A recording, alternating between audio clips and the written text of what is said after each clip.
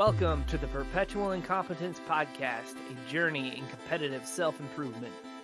Join us as the three of us endeavor to improve our lives by competing in a series of low-stakes challenges. In each episode, we will come up with a challenge and then define the rules or metrics for victory. We'll have 2 weeks to do our best, and at the end, one of us will be crowned victor. Hi, I'm Mike Melodious Warbler Collins, the Satis Finder, aka Lil Seeky Boy. Hello, I'm Dan Collins, the Wheat Treater. And I'm Travis Braband, the Planet Pusher, Postal Pile Driver, and bearer of the Incompetent Cup of Iridescent Splendor. We each have one idea for a challenge for us to attempt in the next 2 weeks. After we've all presented, we'll decide whose idea is the best. Who wants to go first? Don't everybody jump at once. No? I'll go first. I want to go last. Okay. How's that? I'll go in the middle. All right. All right, we got it. We got it figured out. Good job. We're good at this. So I'm bringing back an old one. Because you know what day's coming up next week? Old St. Patty's Day. So, Yeah. we got to get in touch with our... What? Travis, are you Irish? Nope. Well, You're not invited. then you don't. Okay, I'll sit you don't this get one to out. do this one. Well, no, we have to try to get in touch with other cultures and understand, the ways of the world and everything. So, I think we should all try to get the best Irish accents. Oh, I was thinking you were going to say, get in touch with your heritage and, learn your family traditions. No. Dublin, Rocky Road. Hi, Shillelagh.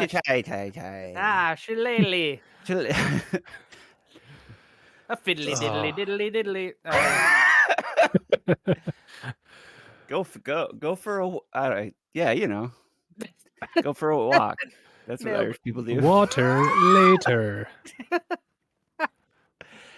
That's my suggestion. How to be obnoxious at one All step. right, I think we don't even need to do the challenge. No, We got a lot. Lucky Really good at- Charms. That's all right. I like this one. I mean, I think it'd be fun. Okay, I think we all, maybe. How do we measure it? I think what we do is we record the entire second half of the episode using our accents and see who fails the hardest. Yep. There's no way that lasts more than 10 seconds. What if we were to each recite a famous speech or phrase or something in an Irish accent, and whoever does the best performance wins? No, because to do an accent, it has to be something natural. It has to be like you can just do it in conversation, and like you have to convince other people that you're from Ireland, or convince somebody from Ireland that you aren't American. So you need to be able to stand up to scrutiny. You can't just cheat and whatever. You have to be able to speak on the fly. I used to have an precisely. Irish friend. I have no idea how to contact that person anymore. So I was gonna say we could bring somebody on board and be like, who is most convincing, Oh, like an outside judge. Ooh, we've never Yeah. done that before. That'd be kind of fun. Be a fun thing to do. I don't think I know anybody from Ireland. I know there's a bartender in Rochester who is from Ireland that I talk to a lot. Yeah. But I don't know if he's still there.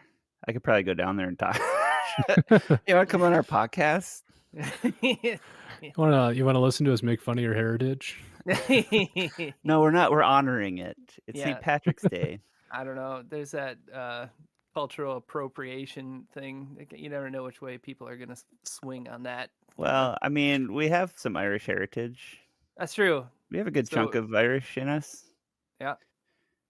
Not Travis, so Travis. I'm- would be I'm- Not enough. Travis. He's I'm the Euro- offensive Euro- one.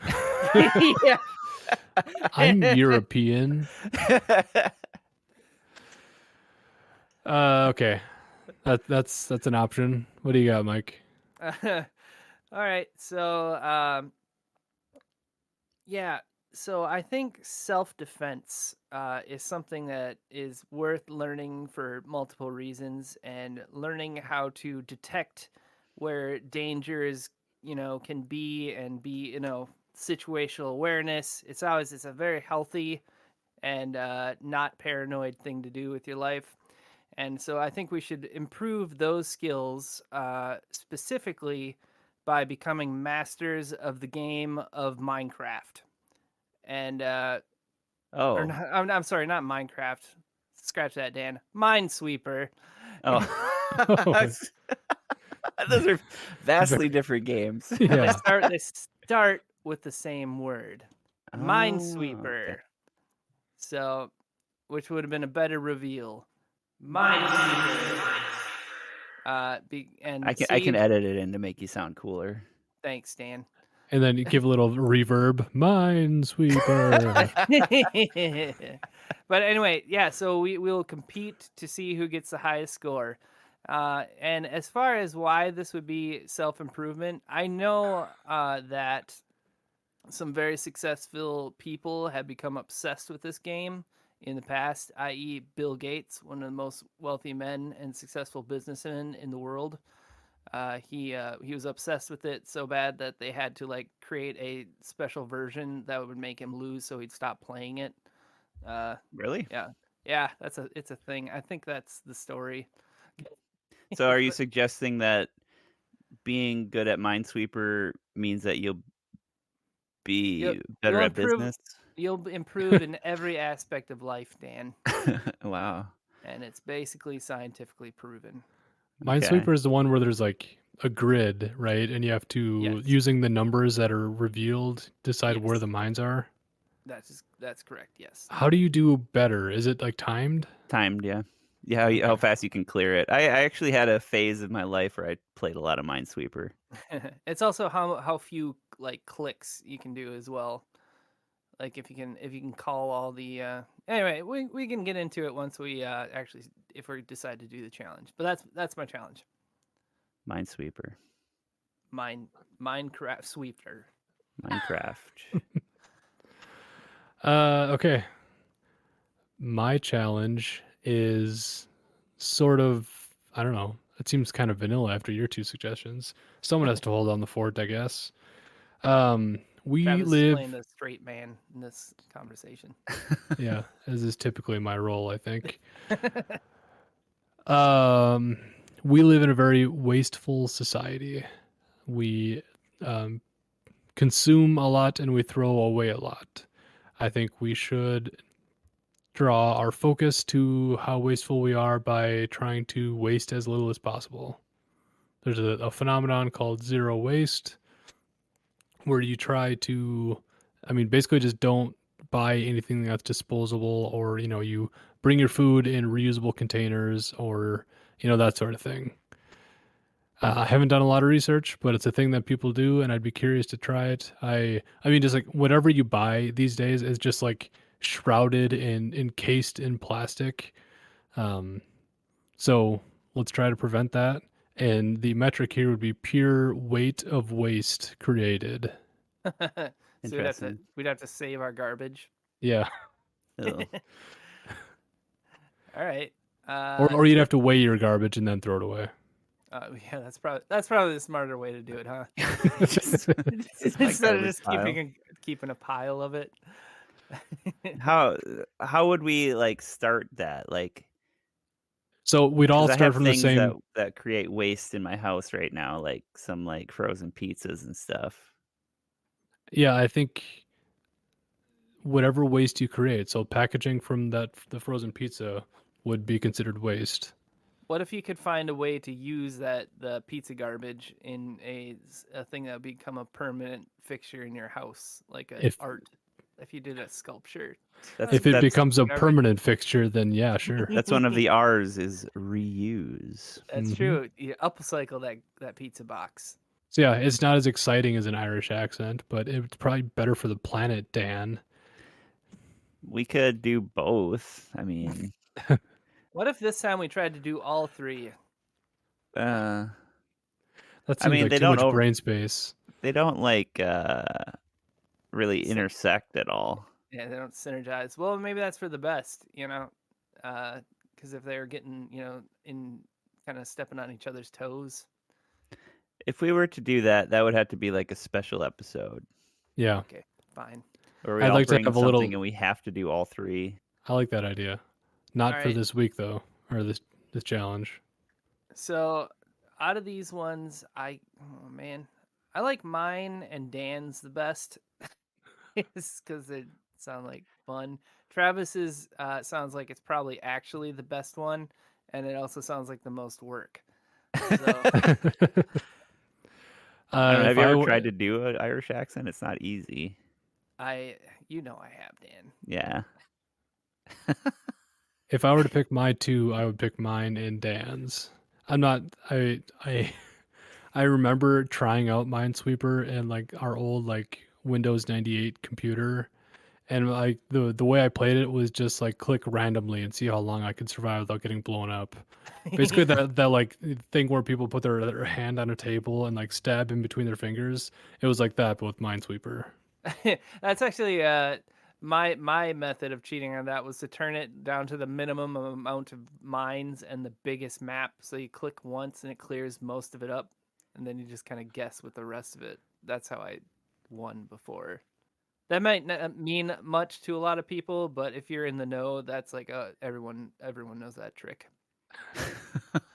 So Yeah, I guess as far as improvement goes, and time invested, I don't know that I want to sit around playing Minesweeper for a lot the next couple of weeks. But You know what I just realized? There's probably a lot of adults right now in the world that don't know what Minesweeper is.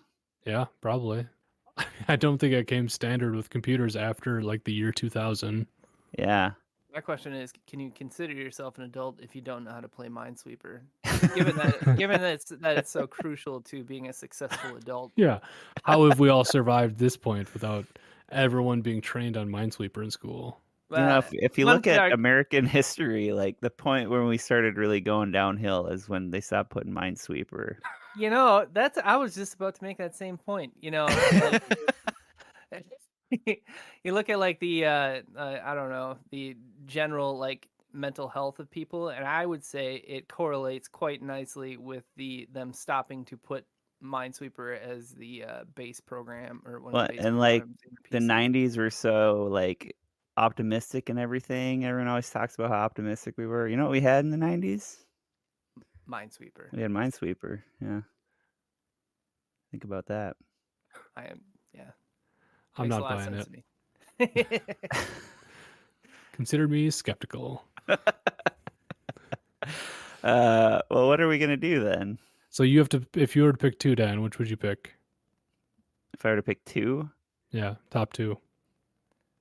I would say mine, obviously, and probably Travis's. So I think yours wins, Dan. Yeah, I think we're doing it. Oh, really? Yeah. Yours got 3 votes. I'm gonna be honest with you. I didn't think that was gonna win. Well, you should have picked a different challenge, man. Yeah. We get to all be obnoxious for 2 weeks. Yeah. All right. I'm gonna try to only speak in an Irish accent, even at work when I'm dealing with patients. I am starting a new job tomorrow, and I don't think that is an option for me unless it is going to be a permanent part of my life. What better opportunity? Well, Yes. that's a valid point. A whole new group of people that don't know you. Be like, oh, Yeah. Mike Collins. I mean, that's a pretty Irish name. That's about It as is, Irish as yeah. you can get. That's true. And actually, so like, if the guys that interviewed me are like, "Oh, I didn't know you had an accent," so like, the brogue comes out when I, I love how we're trying to do it, and we're not confident even to pretend that we can do an Irish accent right now. Let's say there's a lot of room for improvement. So are we gonna try to commit to doing the second half of this in an Irish accent? Oh man, I am not. Yeah, I think we should. Yeah, why not? Sure. I mean, if we're doing this, I think we might as well jump in. Oh boy. So then when we come back, Now let's take a step back. Do we really want to do this? I do it really badly now. Just the concept of us just flubbing through an Irish accent for a half hour.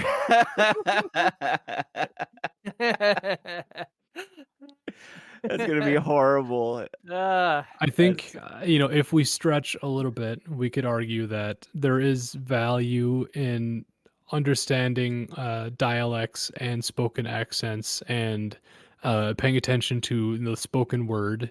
There may be value there if we really stretch. So I think it's okay as the challenge goes.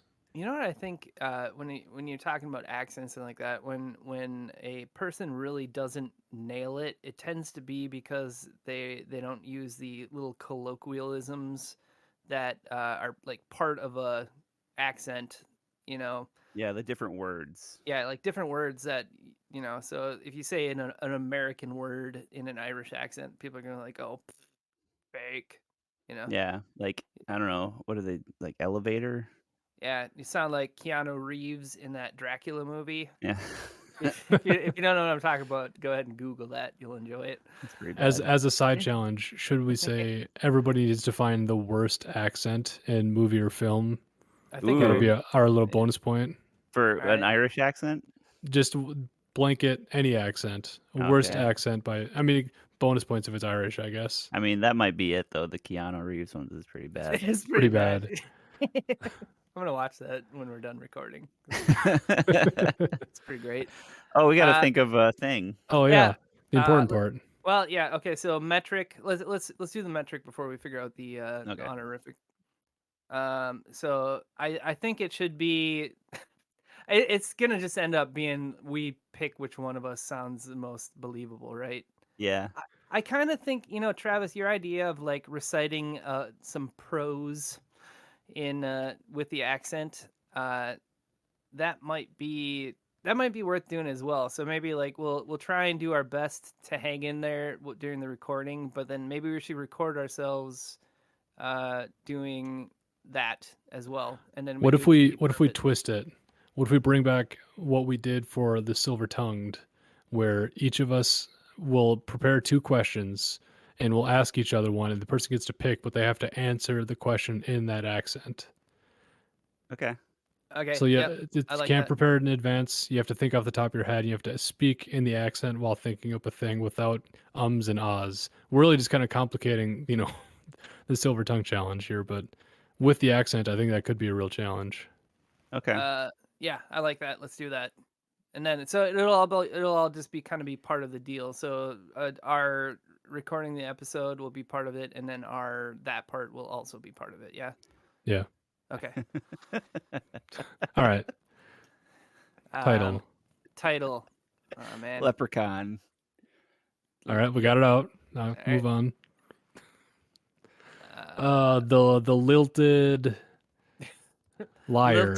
A lilting leprechaun. Leprechaun. I like the Leprechaun. the lilted liar. Hard to say, but Liar. Is it like Lyre? well, it's a play on words, but it's LIAR because we're lying about our being Irish, and liar for the symbol for Ireland. I think that's a harp lyre. Maybe I'm making that up. Convince me, Travis. Yep, it's true. Every word. Just say it with confidence and we'll believe you. The accented accentuator. Okay, so we just did bar trivia with March bar trivia with Travis asking us questions at work. Mhm. And he asked a bunch of St. Patrick's Day trivia, and I didn't do as good as I thought I probably should. And Oh, you won. I did, but like it was not by a landslide. and, and like I'm trying to think of like Irish words, and I got nothing. There's nothing here. What about the emerald impersonator? Emerald impersonator. That's not bad. The Gaelic goofball. Isn't Good. Galen like Scottish? Mm-hmm. Is it? No, that's Gaelic. They say it differently, and it's a little different language. Ooh, Irish slang terms you should know. This seems dangerous. Wee. Ooh, wee is a fun word. The wee lad. The wee. Oh, these aren't good. We These are already like- have little Seeky boy. Yeah, these are also a lot of these are dirty. Oh yeah, boy. that's our thing. It maybe not what we're looking for. Okay, the leaping leprechaun, the lilting leprechaun. I feel like we should. Oh, wait! The Lord of the Dance. Yeah, that's That has pretty like no good. bearing on the challenge at hand, right? What? The Lord of the Dance? They Yeah, do that Irish, I don't know, stomp dancing, whatever it's called. yeah, but it doesn't have anything to do with accents. Yeah, but yeah. If you did the Lord of some sort of pun for accented speak, then I'd be on board. I think you can do better, Mike. Okay, I'm sorry. I'll try better. I think I can do better too. I'm not really hitting any home runs either. Yeah, this is gonna be a heavily edited. Yeah, I'm honestly kind of drawing a blank. I didn't think I would draw a blank on this one. Maybe we should call Dad quick. He'd have. We can find one. I believe in us. Can we get him on the podcast? You'd probably get a kick out of that. So the words are. I don't. Can we ban leprechaun? I feel like we No. shouldn't use leprechaun unless it's like a really good one. Yeah. So the name for the Irish accent is brogue, right? Shamrock. Is that how do you spell brogue? It's like Brough. Emerald Isle. Emerald Isle Beguiler. Emerald Beguiler. I still am smitten with the Emerald Impersonator. Emerald Impersonator's not too bad. Emerald is so good. Cliffs of Dover. What if we change it? Dublin. So we're kind of copying the silver tongue. What if we called it the emerald tongue? Yeah. I'm not excited by it. You could say the Emerald Elocutionist. Whoa. Ooh, that's not bad. I just got to make sure that elocution means what I think it means. Yeah, that's right. Well, elocution is like how you say words. A public speaker trained in voice production. That works. Brogue. I just looked up a list of Irish sayings, and one that's bolded here is "Every man is sociable until a cow invades his garden." Truer words were never spoken. It's true. How about the Irish Rover? I like Rover. Rover. What about there's the song "The Wild Rover"? Is that's an Irish? Been tune, a right? wild rover for many a year. So what if you say "The Wild Broger"? Oh, the Wild Broger. That's not bad. I like that. Thanks, Wild guys. Broger. Yeah. How do you spell Broger? I typed it in. BROGU. Well, I'm pretty sure that broger is not a word. Yeah, brogue. That's like Englisher or Or is it Braugh? OU or BROGUE. It generally refers to the Southern Irish accent.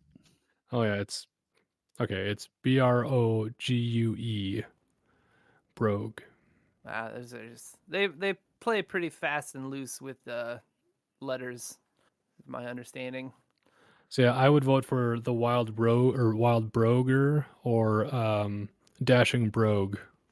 Oh, that's good. I like that one better. I like that better too. Yeah, The Dashing Brogue. That's it's got to be that one. It's That's that one. very clever, Travis. Thanks. That's pretty good. Yeah, All right. that's my vote. That's it. Yeah, right. We're not gonna get any better than that for sure. Yeah. But Okay. that's gonna be hard to. That's gonna be hard to edit that. That fumbling around. You just cut it all out. Just put it on there. Just put it on there as is. What if we just went right? We just cut everything out and then we just started Dashing Brogue. Like, oh, that's great, and then we stopped. Nothing else happened. Yeah, nailed it. First try. We're still recording. Yeah. Okay, Yep. so All right, we got everything right. We got a metric. We got all the stuff. How we think we're gonna do on this? I'm gonna do terrible. I feel like I can do it. I feel like I can do a good job. I feel good about this. I have no shame, and I will do this all day, every day. That I think is where Dan will pull ahead of me because he is a shameless man. Do I get any sort of handicap in that I'm competing against two Irish gentlemen? Well, I mean, okay, we have Irish in our blood, but that we're not. I Okay, mean, your we're last name is American men. Collins. Yeah. I mean, if you I talk don't, to I an don't actually Irish, want a handicap. I would just if put you it out talk to there. an actual Irish person, they will be like, "No, you're American, bro." Bro, get it, bro. Yeah, got it. Yeah, I feel like I can do it, but I think Dan will pull ahead just because I will have a deep seated shame as I'm trying to do it, especially with the microphone in front Ha of me. cha cha Dublin. Oh, this is gonna be so. I don't know. It does require full commitment. You cannot go halfway. This is yeah. You gotta go flat out. This is me now. This is what I do. I'm gonna talk to Cheesecake a lot. The wee cheesecake. We dog. All right, guys. All right, bring us home. All right, so we have our challenge. We have our honorific. We have our metric. Let's do this.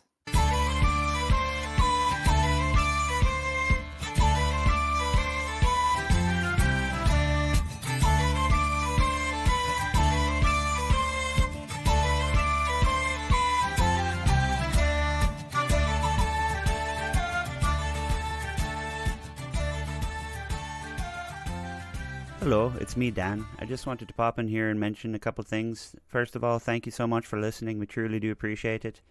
And if you are enjoying the show so far, if you wouldn't mind mentioning it to a couple of friends, that'd be very helpful for us. Anyway, let's get back to the show.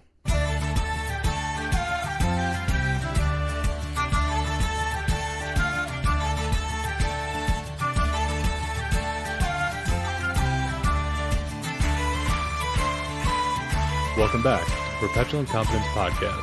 As a reminder, we recorded the first part of the podcast 2 weeks ago, and since then we've been working on creating Irish accents. Let's start by talking through our approaches to the challenge. How did you guys tackle this, or what did you do? Good evening, Governor. How's it going? I've been practicing. No, it's Seems like we've jumped right to the worst accents we've ever heard in media. And you're doing a really good accent of what's his name from Mary Poppins. Yeah. That was what I was going for. Dick Van Dyke is his name. You got it. Yep. Yeah. Well, okay. I think the first thing we need to talk about is the thing that we were about to talk about, and then we decided to record. Is that are we doing the full second half in the Irish accent? I vote no. Because right. I feel like we're too afraid to do it. Well, first thing, I'd like to say. Hold on. You got it. All right, hold on. It's nerve-wracking. I think right. It's difficult stop to get shouting into at me, it. Dan. I can't. I'm sorry. I've got a lot to I can't do it when you're talking into my ear at the same time. Okay. I just turn it off. First thing, I'd like to apologize to any Irish people that actually listen to our podcast because I become very uncomfortable with the whole situation. So I'm very sorry for bumbling through your beautiful accent with all the grace of a giraffe wearing high-heeled shoes. And we can stop now. You're doing pretty good. I think I think you've nailed. That's not bad. Nailed it on the head with that. Yeah. Okay, we don't have to. Okay. If we don't do it, because I can't do it until after a couple minutes of trying to do it, try to embody it. So whatever, we'll just do it. It's fine. It's fine. I found when I have tried to do it, I have to speak so slowly because I have to think through each word and how to pronounce each whatever. Yeah. So if we were gonna try to do that, I'll get 15 words in total. Well, what I've noticed is it's very hard. So I was trying to Should we just say, okay, before we really get going here, can we say it's fine if you're feeling confident just to jump into it? Okay. But otherwise, yeah. So if if in the middle of a sentence you're like, I got it right now. Yeah. Here we go. Okay. I like that. Yeah. All right. Can we agree though that the judgment for the winner is based on the actual like when we go to answering the questions? Yes. I think that's fine. That's fine. Yeah. All right. All right. So what did you guys do? So I listened to a lot of Irish people talking. Sure. I found some podcasts. There's one that was actually I should have written down the name of it, but there's these two Irish guys that they review paranormal activity. So it's kind of just a delight of them. So that was nice. I got a lot of good words from that. But I also found one podcast today of like a Irish woman and an English woman, and they were discussing all the finer points of how to sound Irish. And I think I learned more in that at like 4:00 this afternoon than I did in the full 2 weeks. Oh, dang, So that sounds like that would have been a very valuable thing to listen to. it would have. I was probably. Yeah. I listened to it twice, but I don't know. So, but yeah. So I've been just kind of talking to myself a lot. I've been talking to the cat. I've been talking to the kids. I've been talking to my wife some. It's a little embarrassing. I've been talking to my sweet little pup. Me and Cheesecake we've just been having many conversations together. I was trying to, so when you look up how to do an Irish accent, half of them are people who aren't from Ireland. Yes. And like I watched a bunch of videos of actual Irish people watching those videos and saying like, what are they saying? So I tried None to of these avoid people know what they're talking about. I tried to avoid those. Yeah. And then I tried to there's so many different Irish accents. There's there's like North Dublin, South Dublin, and then there's like, County Cork. There's all these different ones. I'm like, okay. So I'm going to pick one of those. I'm going to try to do that specific accent. That was my goal. Mm-hmm. But the thing is, and this is a challenge to real Irish people, that you need to have better instructions on specific accents if you don't want people to just like have a general, because I couldn't find any. There might be like 1 5-minute video of like, this is how we say this and this and this. But that's not enough for me. There's shockingly little good information about how to do a decent accent. Yeah. Because it is like all contradictory information. Like a lot of the stuff on YouTube, like the first night when we started this challenge, I watched a video and it was like just a gal sitting on a couch explaining like the Irish I and the Irish R, and it's like, oh, this is great. This is exactly what I want. And then the video I watched directly after that was somebody who like calling out that video, particularly saying that none of that is right. It's all wrong, and she doesn't know what she's talking about at all. Like, oh, well, oh no. But then like it's all just like circular, where like this person seems like confident and like the things that they were saying, like, oh, I guess that makes sense. Yeah, that sounds right. Yeah. And then the person after that was like, nope, that's all wrong. Yeah, none of that makes sense. or it's like Irish people like watching it and reacting to it and thinking that it's very funny the way they're talking. So I decided that like. So I was going to do like one particular accent, and then I threw that out. And then, but people will say that even within like a county, there's every town has a different accent. And then even in the town, like different streets have different accents. So I feel like I don't know. It's too hard to pin down like a perfect one if you're not just from Ireland. Well, I think that's that's dialects. That's kind of was my takeaway from this whole experience, that it sounds like we all had, trying to find one that's like, this is how you do it.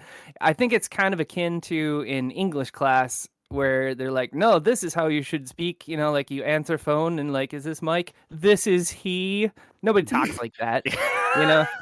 It's yes, this is him. This is he. but like it's that like this is proper grammar. Don't nobody speak that way. So I think that's it's even like in the same thing I was trying to like think about my own accent because I know Minnesotans have a fairly strong accent really compared to a lot of the country I think. And we don't notice it because we live here. But if I were to like nail down all the things that make our accent what it is, I think I don't think I'd be capable of doing that. I know, and I don't think I sound like people from the movie Fargo, but I know there's people in Minnesota that totally sound that way. So I mean, I know people. Yeah. Sort of. yeah. No, I mean, like I think the movie Fargo goes well beyond anybody that I've ever heard. Like it's like the worst of all people in Minnesota in the northern areas. I feel like if I get with certain people that talk sort of like that, I think like I sort of slip into that Fargo-esque. Oh yeah, everybody does. It's that whole what do they call it? Code switching thing. It kind of embody the people you're around. I know for a fact that I do that because I did that in the military when you're around everybody from all over the country, and you kind of embrace people's dialects just so you can understand each other. So yeah, I had sort of the inverse of that. That like when you were surrounded by people who all have like different accents or whatever, and I felt like all of us sort of lost our accents. Well, yeah, because we were like never going home. Everybody just kind of like it sort of neutralized or took the edge off everybody's accent. Which is I've heard it described as a military accent because it's kind of like everybody kind of sounds that way. You might have a hint of Minnesota or a hint of Texas or a hint of New York, but everybody's more or less the same. So that it's just we do that so that we can understand each other. I think that's yeah. Well, I mean, if you look at us three, like we're all from basically the same place, and we all talk differently. We all have different accents, I guess, probably.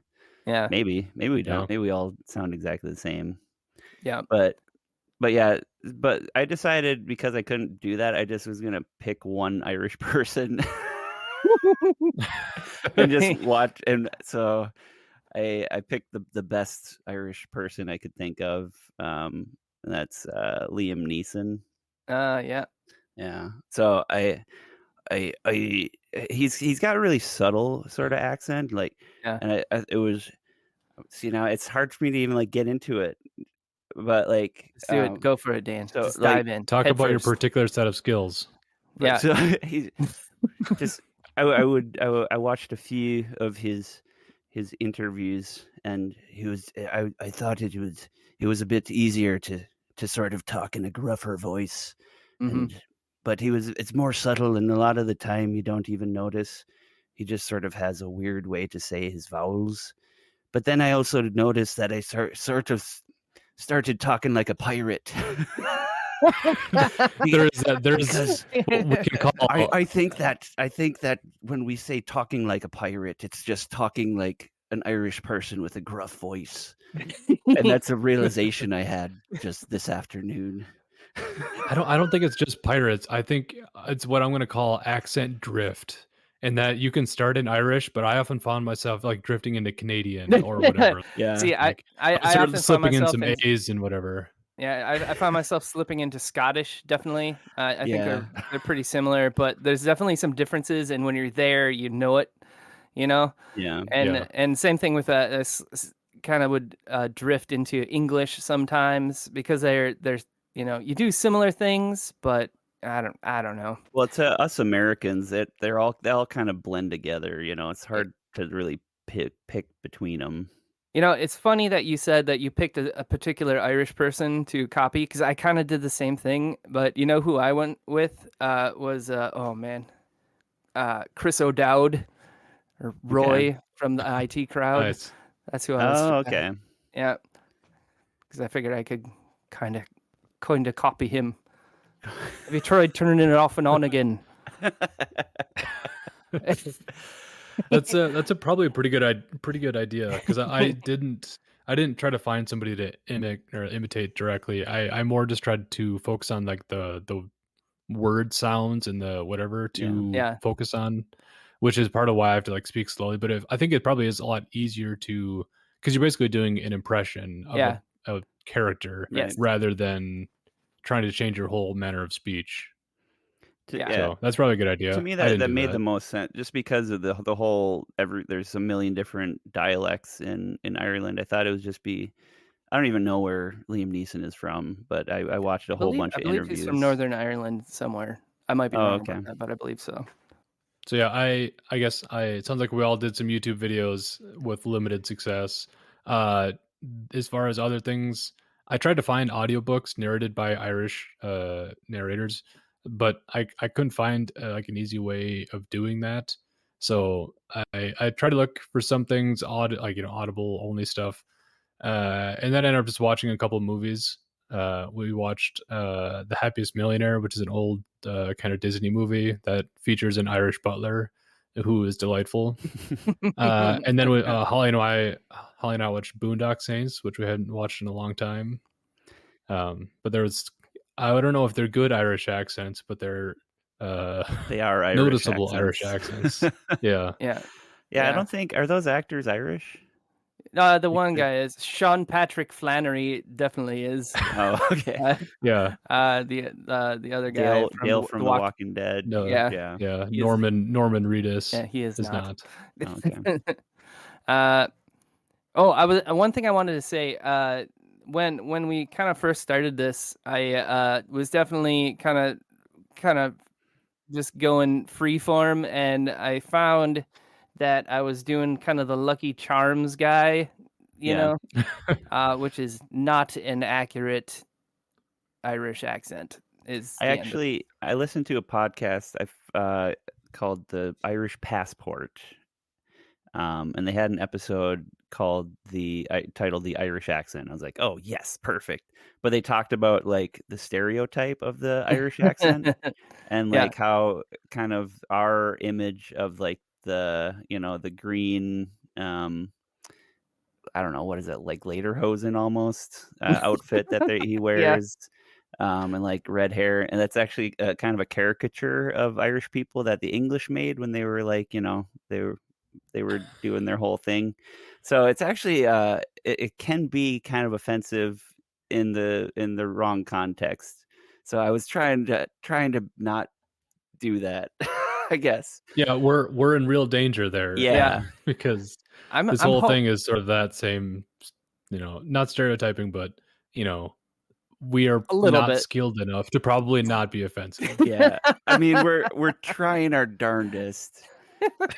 And I will say I learned a lot about Irish geography doing Sure. this, because like I watched a bunch of videos of the different dialects from different areas, and I learned quite a bit about Ireland itself, which was kind of interesting. Let's see. What are some challenges that we face? I guess we've kind of talked about that a little bit. Yeah. Just the fact that there's not a lot of information, not a lot of good information, I guess. You could is- probably pay I will for say- something that would be good to help you, but I wasn't gonna pay for anything. I know for people that I've seen this where like if you're a voice actor, right? They have accent coaches and actors in general, so like people that Mhm. act, then they'll have somebody but you can always tell though they're never that good. I mean, there are some people. I think what always amazes me is when English actors do American characters, and like there are a number of characters and actors who I would never have guessed that were English Yeah. until I Yeah. saw them view, and that's honestly astounding. Most recently, Yeah. it was the Ellie from The Last of Us. Oh, nice. Or like the guy that plays Spider-Man. Yeah, I was just he's gonna English. say, and, yeah. like you would never know. Yeah. Which I mean that's amazing that they can pull that off. I also had no idea that Christian Bale was British until like 6 months ago. Yeah. No clue. Yeah. Yeah. So good for him. Good job. Good job, famous actors. You did a good job. But then maybe we should drift into bad actor accents. Maybe now is the right time to do that. Sure. Frodo from I Lord of the didn't- Rings. He did a bad job. I think. Oh, wait, does he supposed to have an accent? He's supposed to. Sorta, yeah. I mean, I would even push back on that because, like, how do you know that he doesn't have a good Hobbit accent? Well, that's okay. That's a good point. That's a Hobbit accent, Mike. No, because I would say that Merry and Pip have good Hobbit accents, but I believe they're both Scottish. That sounds right. Well, but they're both from different parts of the Shire. I don't want to put Yeah. my Lord of the Rings lore card on you, but Yeah, I would say Samwise and Frodo have about the same accent. I don't Yeah, know. I would say Rudy does it a little better though. Yeah, he goes more into the Irish kind of thing, but Frodo's more just sort of just doesn't say his R's very clearly. That's about it. yeah. I'm So glad you're you think here, that Sam. you think he's the worst? He's got the worst accent. No. That's I stand solidly. I mentioned this in the first half, but Keanu Reeves in that Dracula movie is real bad. Yeah. Actually, there's this guy. Have you ever? Oh man, we're just sitting here talking about actors. That's fine. People like this kind of stuff. Okay, I don't remember talking his about name, accents. but like he's a guy from Green Street Hooligans. It's a great movie, and also Frodo's in it. But the main British guy, he does in Pacific Rim, he does a American accent, and it's real bad. And that's the end of my story. Yeah, I can see the guy, but I can't remember his name. But yeah, If you want to see Elijah Wood is Frodo. yes, Just if we're naming people. if you want to see a really bad American accent, the original run of the Monty Python show, Python's Flying Circus, whenever they do an American accent, it's a horrible. Like John Cleese. I think that's probably part of the idea. Yeah, I mean, they probably didn't really care, and it was probably part of the funny bit of it. But John Cleese, I remember him doing a cowboy in one scene, and it's just the worst American accent you ever hear. Yeah. Yeah. Right. Did we want to discuss some of the nuances of the accent that we've discovered? I had some written down. I don't think that. I mean, I have some notes about the change this sound to this sound. I have some of those, but I wouldn't say that I'm in a position where I can discuss any sort of nuance because I will not have any. Well, I would say any that you found interesting might be more accurate. But the one that I think was a turning point for me was how when the T is at the end of a word, you sort of make it like a sh sometimes. Yeah. Yes. Like that. I don't know. Like that. That's I'm trying to think of a word that ends in T right now. Self-improvement. Like cat. That. Splat. That. I'm going forever. That. Yeah. Yeah. Look at that. Yeah. Or like computer.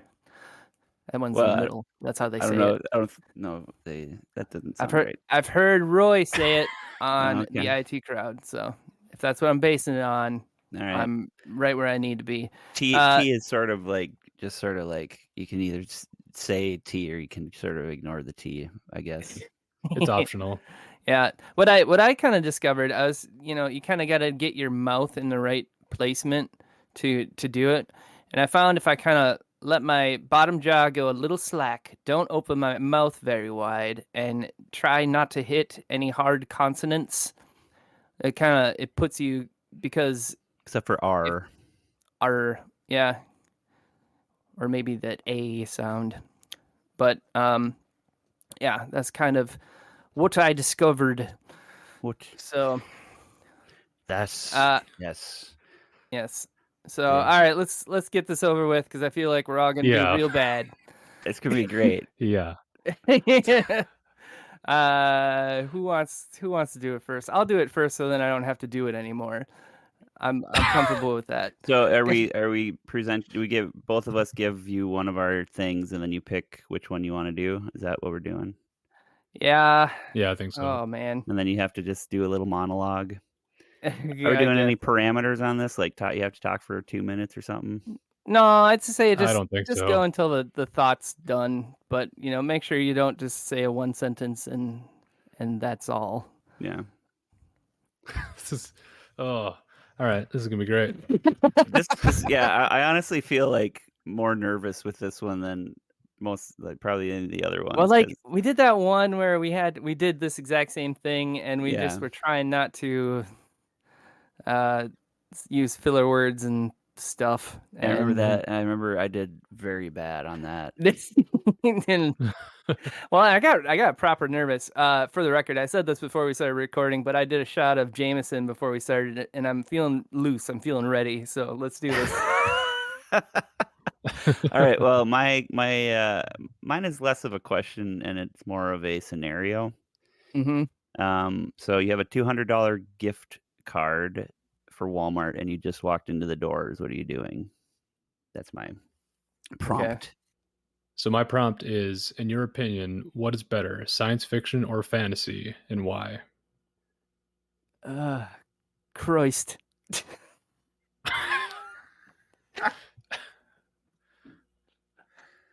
I may. No, that's British. Well, okay. So I think that science fiction is better than fantasy for the following 3 reasons. Number 1, science fiction gives us a vision for the future. And I think that's pretty cool. Whereas the fantasy kind of makes us look at the past, but pretend it's better than it actually was. Doing great. Number 2, I didn't think this far ahead. Also, I'm making lots of mistakes. You're doing fine, Mike. Thank you, Dan. It's good crack. Skipping over to number 3.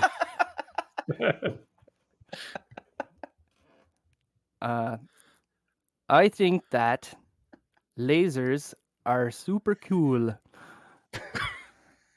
And that's the end.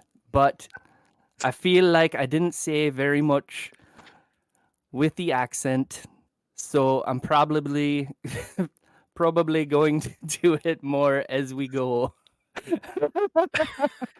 Oh, it's awful. Your turn. Honestly, I feel like you got a lot of Chris O'Dowd in there. I felt that. I was trying to embody him. I was trying to picture him really in my mind while you were talking. Well, that's good. You said fantasy really well. There was somewhere like you sometimes you veered off course, but you did say a lot of them like way better than I'm going to. So take that to heart. Okay. Thanks, boys. Oh. Who wants? Oh, why do we do this challenge? Just to make ourselves look foolish. As you say, Travis, it's good. It's great crack. Do you wanna go next, or should I go? Yeah, I would like to be done with this, please. You got it. My next prompt is: you've been kidnapped and are locked in the trunk of a car moving down the highway. What do you do? All right, trapped in trunk. And my prompt is describe your surroundings as they are right now, but feel free to elaborate. I'm losing it. Or elaborate or lie to make it more interesting. In fact, I'm going to say you need to elaborate or lie to make it more interesting. All right, I gotta think for a second. I will go with Dan's. in a moment. All right. If I were trapped in the trunk of a car, I would begin to kick the back of the car.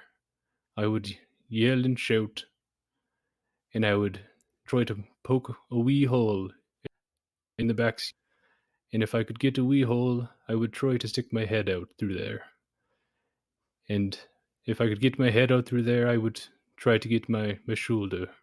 Before too long, I would hope to get my whole person through the wee hole, and I would begin to attack my assailant. I would throw punches and kicks, and I would give him a great thrashing. And by the time I had defeated my assailant, we would have arrived at a pub, and we could settle our differences over a grand pint, and we'd have a good cracking old time. The end. It's very nice. Very good. Very nice. The way that you kind of said that made it kind of, you had the poise of a old Irishman maybe politely telling someone that they're not allowed to park somewhere.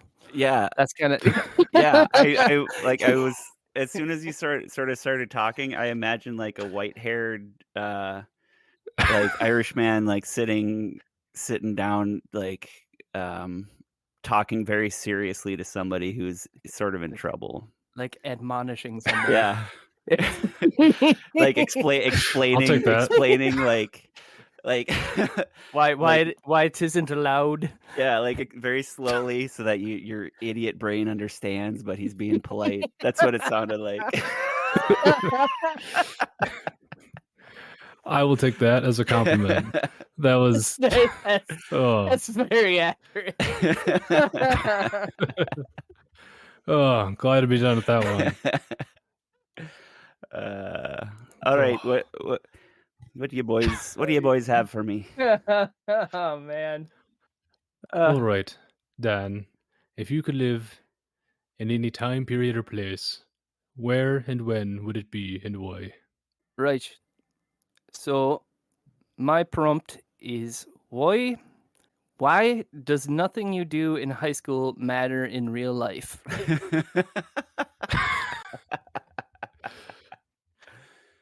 Okay, let me think for a sec. I think I'll go with Travis's. So, if I could live in any particular time, I would live about 100 years from now. Mostly because I think I'd like to see what those flying cars are all about. I think that the culture is moving in the right direction, but at the moment everything's a bit of a mess, and I'd like to see what everything what comes of what's happening right now. This is my time. I don't want to get too far away from this. It would be fun to go and explore maybe the far future, see what they get up to out there, but I don't think that it's that interesting to me because 100 years in the future, it's still sort of my time, and I'd just like to see what comes of it more than anything. And probably artificial intelligence would have gotten to a point where I wouldn't have to do any work. So that's my answer. Good job. All right, Thanks. good job, Dan. That was pretty good actually. Pretty smooth. Thought that was better than mine. I would agree too. You stayed on target. You didn't crack yourself. Yeah. Oh God. All right. I spent a fair amount of time just reading out loud. I've discovered that the biggest challenge with this is that I can't think of anything to say while I'm trying to do the Yes. accent. I just keep repeating the same thing. I look at my dog and I say, "Aren't you just the cutest little pup I've ever seen?" I've probably said that phrase about 500 times in the last 2 weeks. Look at your little There's a- nose. Your little brown nose, you cute little thing. Just want to squeeze your little face. I've just been talking to cheese this entire time. So, part of the prompt that I gave Travis describe your surroundings. I was doing that for myself, and I figured I'd go easy on you guys just so I had things to talk about. I'm like, there's me cup, there's me computer, Yeah, I was just there's me wee cat with not a brain in her head. I was describing what I was doing. I would say, "Well, I'm gonna stand up now, walking down the stairs, making a cup of coffee." I don't know, but like then I'm also getting distracted by like what I'm doing, and then I don't know. That wasn't a very good You know, tactic. something I did notice though, when I'm focusing so hard on trying to do the accent correctly, I don't use filler words. Like you do when you're speaking bad English, you know? And I've actually heard this from my wife specifically, who speaks Portuguese. When she's learning Portuguese in Africa, uh, it makes you focus so like hard on the the words that you're saying that you're not using filler words because they're pointless. So it actually helps you to not do that in your normal everyday speakings. So I sort of had that thought, that same kind of line of thinking, not even with a different language, but I wonder if that was sort of the benefit of really harping on grammar and manner of speech. mhm. And that like when people used to really like expect students and young folks to use correct sentence structure and things like that, they the right most polite terms and whatever, I think a lot of that focus and a lot of that attention devoted towards word choice and presentation probably did cut down on the use of filler words. Yeah. Yeah, I believe it, because it's kind of like it forces you to think about what you're saying. Yeah, which is what you just said. So I just repeated it. There you go. So Good to reinforce the idea. all right, well, Yeah. so the thing we've been probably having a growing sense of anxiety is over now. So which one of us do we think I won? think if I'm picking between you two, I pick Dan. I think Dan. Yeah, I think you got it, Dan. Yeah. You did it with the most comfort and consistency. Although I am curious who Dan thought, because he doesn't get to pick. Yeah. I don't think I need to say anything.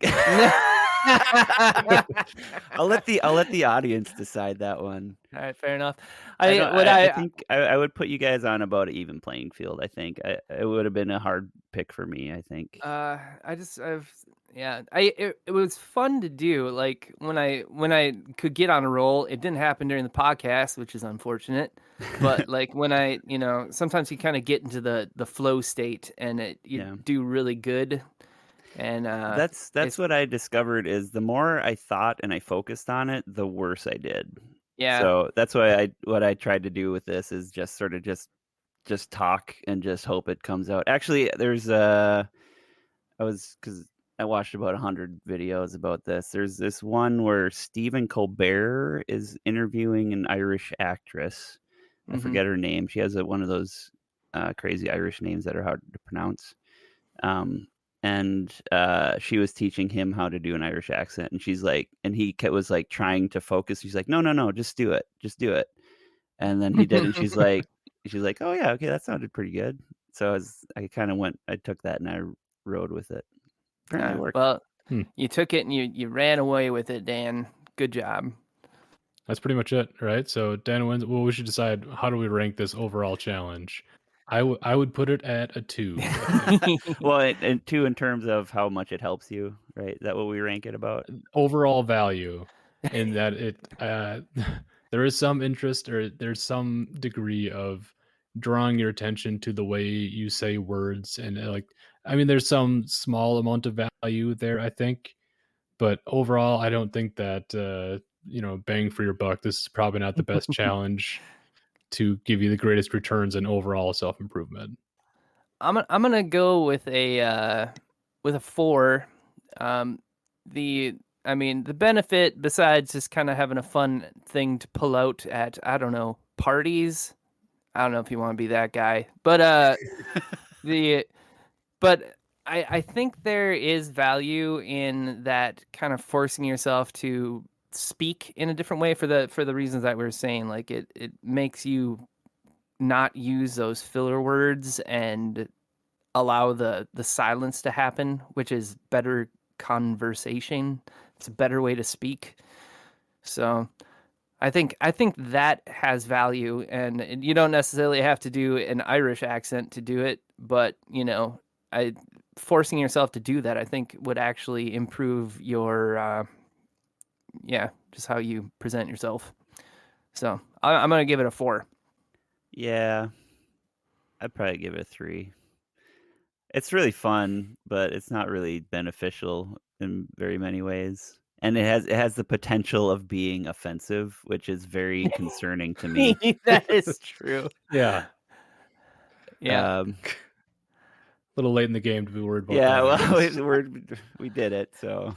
But I want to put out an open call. If there is somebody that listens to us who's Irish or is like, I don't know, has Irish parents or something, or and just tell us like, oh, you guys did real bad, just real bad. Oh, I would love to hear from somebody. I would like feedback from somebody who knows what they're talking about.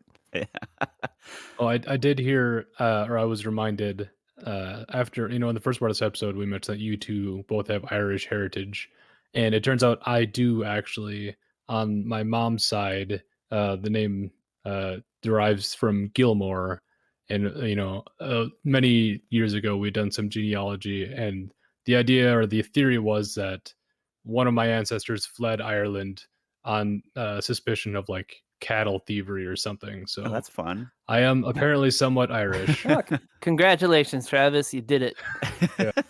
You can come to me and Dan's very exclusive St. Patrick's Day party where we sit quietly in the dark, sipping beers and speaking in Irish accents. Singing light Irish tunes. That is more or less any time me and Dan get together, actually. That sounds like a fun time. It does sound like a fun time. Let's do that sometime soon. Yeah. Now presenting the Dashing Brogue, Dan Collins. Well, yes, it's just bail out immediately. Hoity-toity.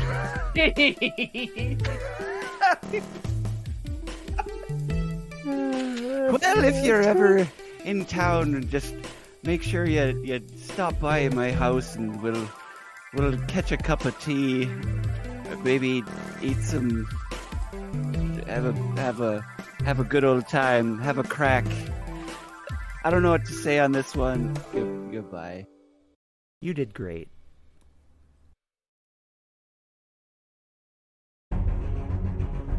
Next time on Perpetual Incompetence.